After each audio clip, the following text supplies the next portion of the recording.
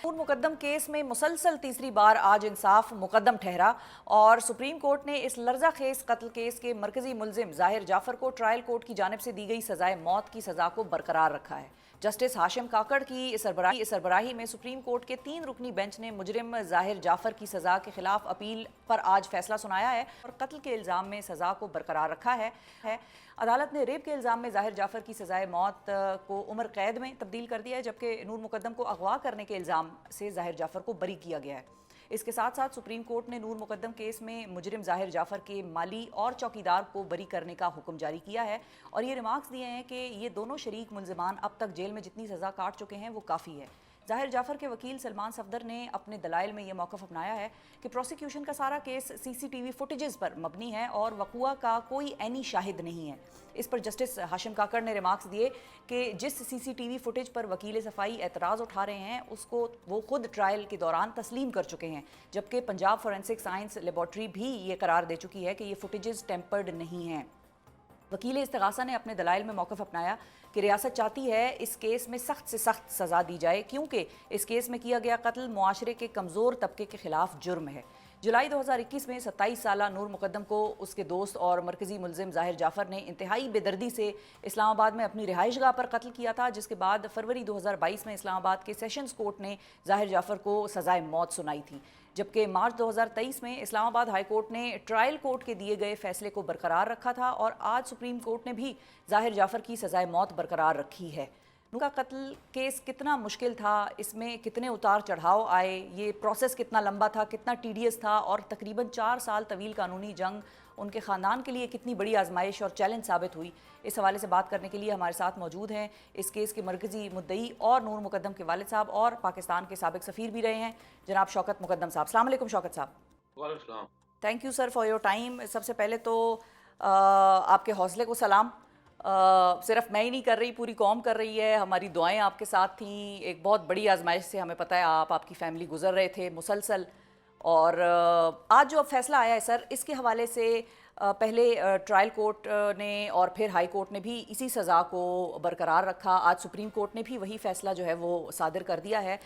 थोड़ी बहुत माइन्यूटली उसमें चेंजेस तो की गई हैं, लेकिन बहरहाल जो फैसला आया कि सज़ाए मौत का मुलजिम जो है ये मुजरिम हकदार है, इससे आप मुतमईन हैं? आपको लगता है आपको, नूर को, आपके ख़ानदान को इंसाफ मिला है?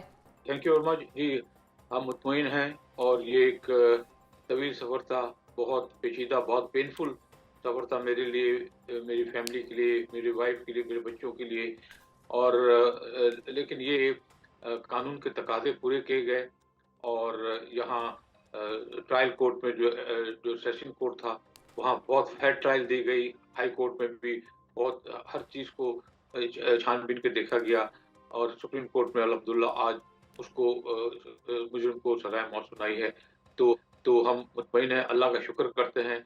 और ये मेरे ख़्याल में तमाम पाकिस्तान की माएँ और बेटियाँ, इनकी दुआएँ साथ थी, जिसकी वजह से हम हुए। और मैं उम्मीद करता हूँ, अल्लाह से दुआ करता हूँ कि ये इस तरह के दरिंदा जल्द से जल्द फांसी भी चढ़े, ताकि ये एक लोगों को सबक हो कि इस तरह के कोई दरिंदा मासूम बच्चियों की जान ले, उनको यरगमाल बनाए, उनको होस्टेज बनाए, तो ये इस तरह दोबारा नहीं हो सकता। तो कानून जो है, कानून के गिरफ्त में ऐसे दरिंदे ज़रूर आएंगे। सही। अच्छा, अब ये भी बताइए कि आज के फैसले में एक चीज़ जो हमने नोटिस की और आपकी भी नज़र से गुजरी होगी कि माली और चौकीदार जो था जाहिर जाफर का, उनको दोनों को बरी कर दिया गया है।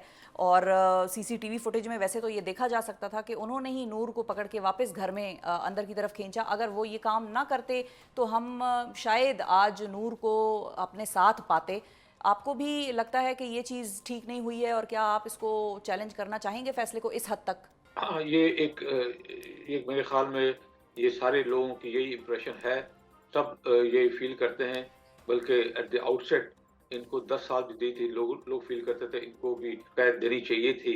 लेकिन फिर बहरहाल हमने कोर्ट का फ़ैसले को सर तस्लीम किया। लेकिन मैं समझता हूँ कि ये जो इनको बरी करने के बजाय इनको अगर चाहे तो इनको कम से कम 10 साल पूरा कंप्लीट करने देना चाहिए था।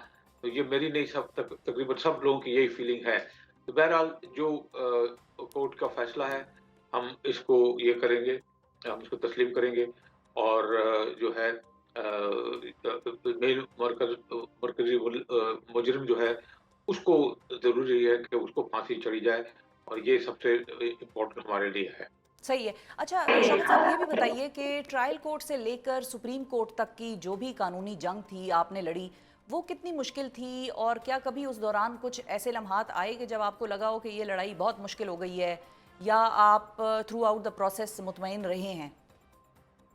नहीं, बहुत कठिन, बहुत मुश्किल वक़्त था, इसलिए कि ये जो है पुरानी कचहरी जो थी F8 में, पता नहीं आप लोग जी हमने जी। तो कभी देखी नहीं थी, हम किसी कोर्ट कचहरी से गुज़रे नहीं थे, हमारा पहला एक्सपीरियंस था लाइफ़ में, तो ये बहुत बुरा हाल था पुरानी कचहरी का। अब तो ख़ैर बहुत बेहतरीन अच्छी कचहरी बन गई है।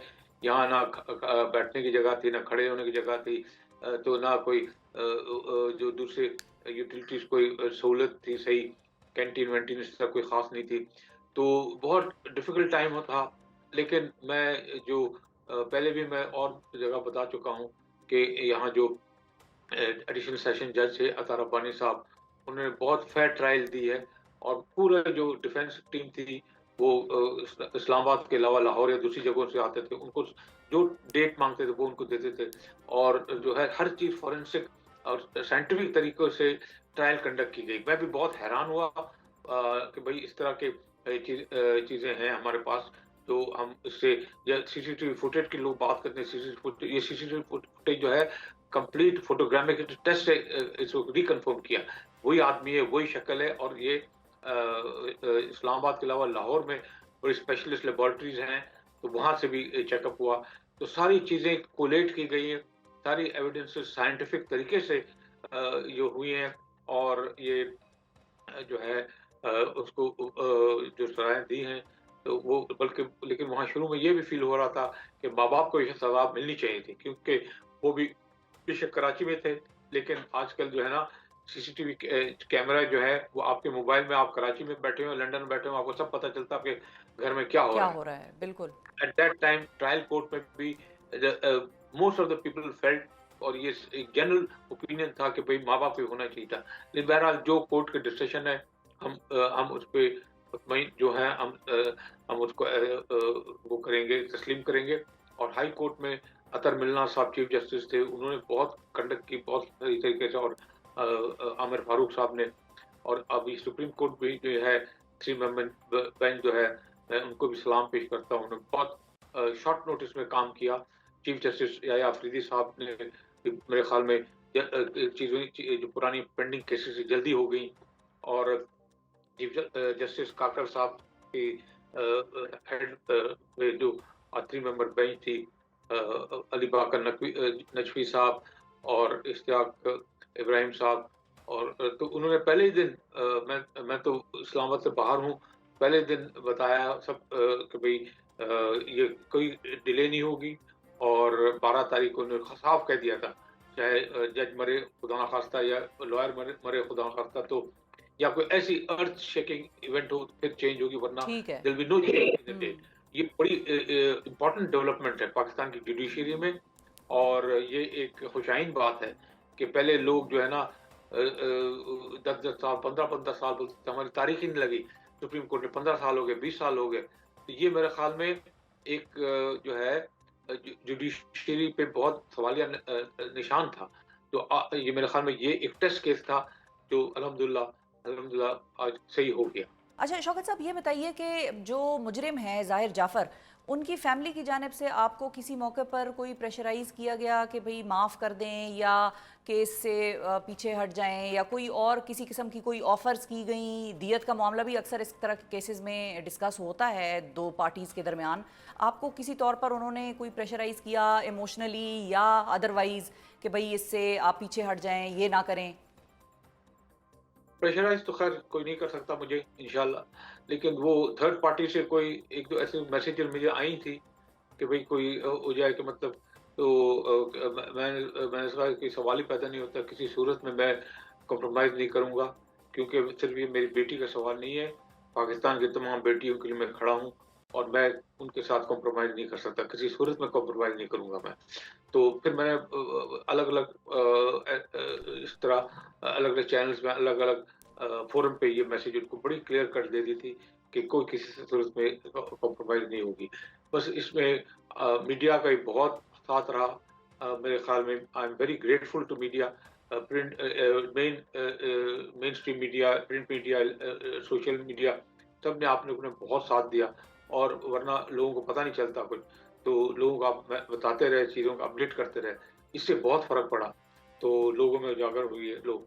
तो I am extremely grateful to the media और सारे नूर के दोस्तें, सहेलियाँ सब खड़ी हो गई हैं। तो ये एक कॉज़ था, सब लोग फ़ील करते थे, उनकी अपनी अपनी बेटी का मसला है ये। तो इस वजह से मेरे ख़्याल में जो है ट्रायल जो 4 साल तो लग गए, लेकिन फिर भी ओवरऑल मैं समझता हूँ कि इतनी देर नहीं जो पहले बिल्कुल, हुआ।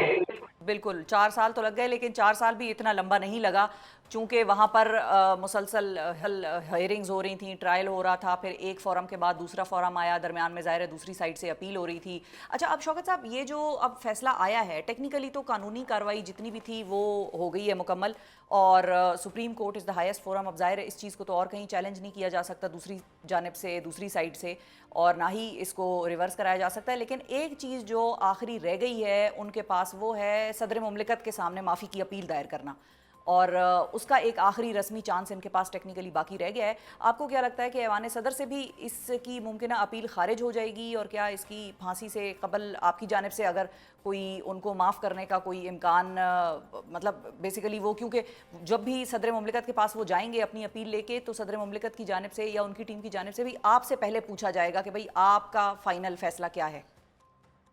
जी, जी, हाँ, मतलब ये प्रोसेस है, क्योंकि सेशन कोर्ट का, हाई कोर्ट का, सुप्रीम कोर्ट और प्रेसिडेंट का क्लेमेंसी का की एक अपील की होती है गुंजाइश।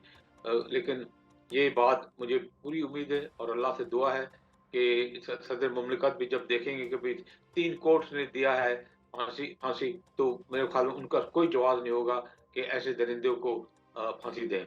और मेरे तरफ से कोई माफ़ी नहीं होगी, क्योंकि मैं कौम की बेटियों के साथ कोई गद्दारी नहीं कर सकता।